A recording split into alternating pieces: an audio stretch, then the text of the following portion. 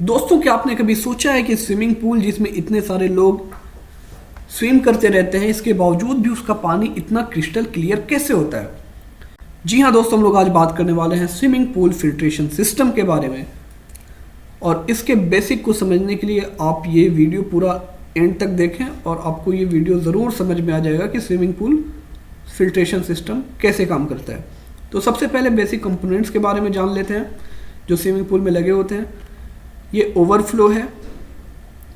Overflow swimming pool के ऊपर होता है, जहाँ पे स्विमिंग पूल का पानी ओवरफ्लो होकर इसमें आता है। इसके अंदर स्कीमर लगा होता है, या फिर आपका किसी पूल में इस तरह भी स्कीमर लगा हो सकता है जहाँ ओवरफ्लो नहीं होता है। इसका लेवल पूल से डाउन रखा जाता है और स्कीमर के थ्रू ही पानी वापस जाता है।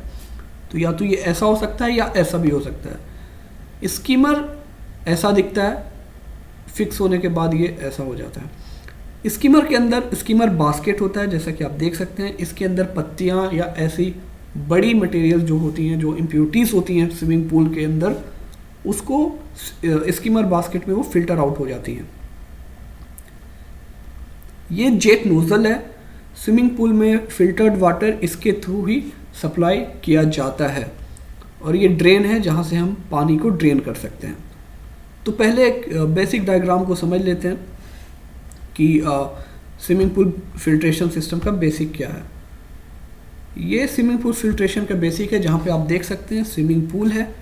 अगर यहाँ पे स्कीमर अंदर वाला है तो यहाँ पे ऐसे कुछ स्कीमर्स लगे रहेंगे, या अगर ये ओवरफ्लो है तो यहाँ पे टाइल्स के नीचे ऐसा बनाया हुआ होता है।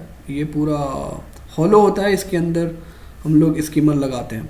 वहाँ से पानी ओवरफ्लो होकर इस टैंक में आता है, या अगर स्कीमर है तो स्कीमर के थ्रू इस टैंक में आता है। इस टैंक को बैलेंसिंग टैंक कहते हैं। बैलेंसिंग टैंक में आने के बाद वाटर वहाँ से सीधा पंप में जाता है, जो हमारा फिल्ट्रेशन पंप है। एक बात नोट करें, यहाँ पे फिल्ट्रेशन पंप में जैसा आपने ऊपर स्कीमर बास्केट देखा था, कुछ कुछ उसी तरह का बास्केट यहाँ भी लगा रहता है फिल्ट्रेशन पंप में।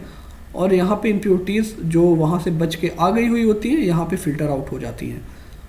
उसके बाद फिल्ट्रेशन पंप से पानी सीधा जाता है फ़िल्टर में। मल्टीमीडिया फ़िल्टर या नॉर्मल फ़िल्टर हो सकता है। इस फ़िल्टर में छोटी छोटी ग्रेन्स होती हैं, चावल के दाने के जैसी।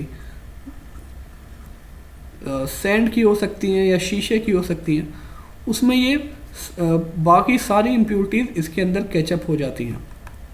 और यहाँ से वाटर जो होता है वो फ़िल्टर्ड वाटर यहाँ से आगे निकलता है और सीधा पूल में, स्विमिंग पूल में चला जाता है।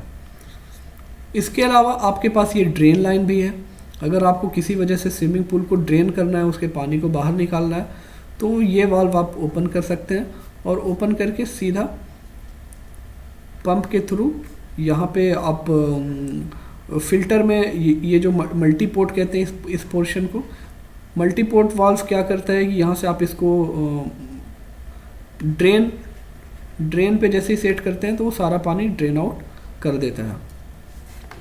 इसके अलावा हमारा वैक्यूम लाइन भी इसी में आता है। यहाँ से वैक्यूम लाइन, इसमें वैक्यूम के पोर्ट लगे होते हैं, वैसे ही जैसे स्कीमर या ड्रेन के हैं वैसे ही वैक्यूम के भी पोर्ट होते हैं कुछ। वहाँ पे पाइप लगा के आप सीधे पानी को एक फ़िल्टर के थ्रू सर्कुलेट कर सकते हैं, जिससे कि पानी क्लीन हो जाए। तो ये हमारा बेसिक कॉन्सेप्ट है। इसके अलावा भी हमारे स्विमिंग पूल में कुछ सिस्टम लगे होते हैं, जैसे कि स्विमिंग पूल के वाटर के टेम्परेचर के लिए हीट एक्सचेंजर लगा हुआ होता है। हीट एक्सचेंजर क्या है? उसमें हॉट या चिल्ड दोनों तरह के वाटर आप यूज़ कर सकते हैं। दोनों तरह के वाटर का कनेक्शन होता है और depending upon the atmospheric temperature, बाहर के मौसम के हिसाब से, अगर सर्दी ज़्यादा है तो जाहिर है आप पानी को गर्म करना चाहेंगे, उसके लिए यहाँ पे हॉट वाटर का कनेक्शन लिया जाता है। और अगर गर्मी है तो आप चिल्ड वाटर का कनेक्शन लेते हैं। तो एक ट्यूब में वाटर फ्लो करती रहती है और उसी दूसरे ट्यूब में यहाँ से जो हम वाटर लेते हैं, जो फिल्टर्ड वाटर स्विमिंग पूल में जा रहा है, वही वाटर यहाँ से लेते हैं और इसी ट्यूब के साथ इसको भी घुमाते हैं।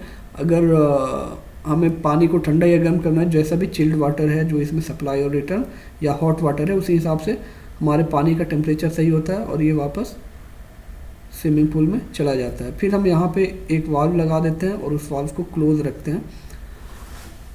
जिससे कि पानी हीट एक्सचेंजर के थ्रू क्रॉस करे। इसके अलावा पूल में डोजिंग भी बहुत इंपॉर्टेंट है, जो कि हम लोग केमिकल यूज़ करते हैं पानी के क्वालिटी को सही रखने के लिए। बैक्टीरियाज और फंगस और लेजुनेला बहुत सारी चीज़ें होती हैं, उनको मैनेज करने के लिए हम लोग यूज़ करते हैं dosing system. Dosing system chlorine या ब्रोमीन दोनों का हो सकता है। मोस्टली क्लोरीन यूज़ होता है, इसलिए मैंने क्लोरीन के लिए बनाया है। और क्लोरीन के साथ साथ पीएच भी यूज़ किया जाता है। पीएच और क्लोरीन को बैलेंस रखना बहुत ही इम्पोर्टेंट है।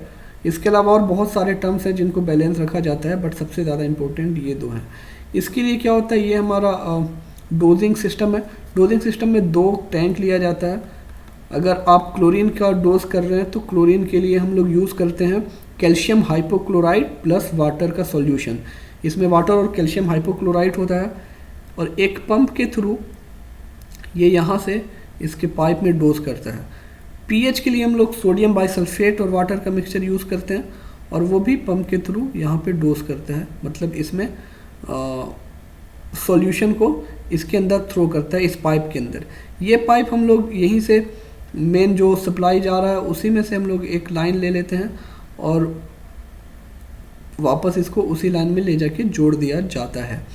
यहाँ पे हमारे 2 सेंसर्स हैं, जो कि पीएच के और क्लोरीन के सेपरेट सेंसर्स होते हैं। ये सेंसर्स इस लाइन में जो वाटर है उसके अंदर कितना क्लोरीन है और कितना पीएच है वो बताते हैं, और एक सेट पॉइंट के बाद ये ऑटोमेटिक डोजिंग सिस्टम है, तो वो अगर आपका रीच कर जाता है रिक्वायर्ड पीपीएम, जितना भी आपको क्लोरीन या पीएच चाहिए, तो वो उसको स्टॉप कर देता है डोजिंग को, और फिर जैसे ही कम होता है ये डोजिंग को दोबारा स्टार्ट कर देता है। तो यहाँ से डोज किया हुआ पाइप, फिर डोज किया हुआ पानी सीधा जेट नोजल के थ्रू स्विमिंग पूल में चला जाता है।